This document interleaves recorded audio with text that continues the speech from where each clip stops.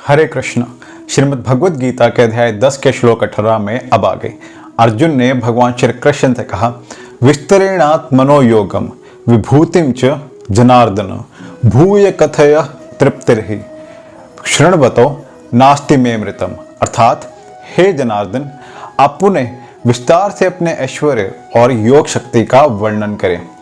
मैं आपके विषय में सुनकर कभी तृप्त नहीं होता हूं, क्योंकि जितना ही आपके विषय में सुनता हूं उतना ही आपके शब्द अमृत को चखना चाहता हूं।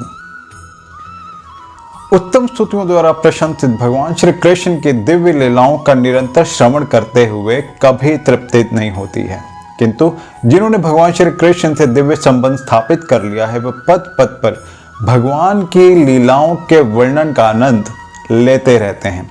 अतः अर्जुन श्री कृष्ण के विषय में और विशेष रूप से उनके सर्वव्यापी रूप के बारे में सुनना चाहता है।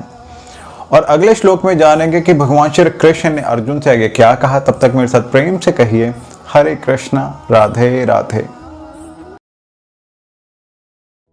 हरे कृष्णा। श्रीमद् भगवद गीता के अध्याय 10 के श्लोक 19 में अब आगे भगवान श्री कृष्ण अर्जुन से कहते हैं कि हंत ते कथयिष्यामि दिव्य ह्यातम विभूतयः प्राधान्यत कुरु श्रेष्ठ नास्त्यंतो विस्तरस्य में। अर्थात हाँ, अब मैं तुमसे अपने मुख्य वैभव युक्त रूपों का वर्णन करूंगा, क्योंकि हे अर्जुन, मेरा ऐश्वर्य असीम है।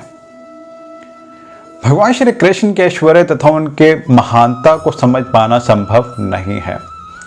जीव की इंद्रियां सीमित हैं, अतः उनसे श्री कृष्ण के कार्यकलापों की समग्रता को समझ पाना संभव नहीं है। तो भी भक्तजन श्री कृष्ण को जानने का प्रयास करते हैं। श्री कृष्ण के वृतांत इतने आस्वाद्य है कि भक्तों को अमृत तुल्य लगते हैं। भगवान के ऐश्वर्य तथा उनके विभिन्न शक्तियों की चर्चा चलाने में शुद्ध भक्तों को दिव्य आनंद मिलता है, अतः वे उन्हें सुनते रहना चाहते हैं। भगवान श्री कृष्ण जानते हैं कि जीव उनके ऐश्वर्य के विस्तार को नहीं समझ सकते, अतः वे अपनी विभिन्न शक्तियों के प्रमुख स्वरूपों का ही वर्णन करने के लिए राजी होते हैं। और अगले श्लोक में जानेंगे कि भगवान श्री कृष्ण ने अर्जुन से क्या कहा। तब तक मेरे साथ प्रेम से कहिए हरे कृष्णा, राधे राधे। हरे कृष्णा। श्रीमद् भगवद गीता के अध्याय 10 के श्लोक 20 में अब आगे भगवान श्री कृष्ण अर्जुन से कहते हैं कि अहमात्मा गुडाकेश सर्वभूता क्षयस्थितः अहमादिश्च मध्यम च भूतानामंत एव च। अर्थात हे अर्जुन, मैं समस्त जीवों के हृदयों में स्थित परमात्मा हूं।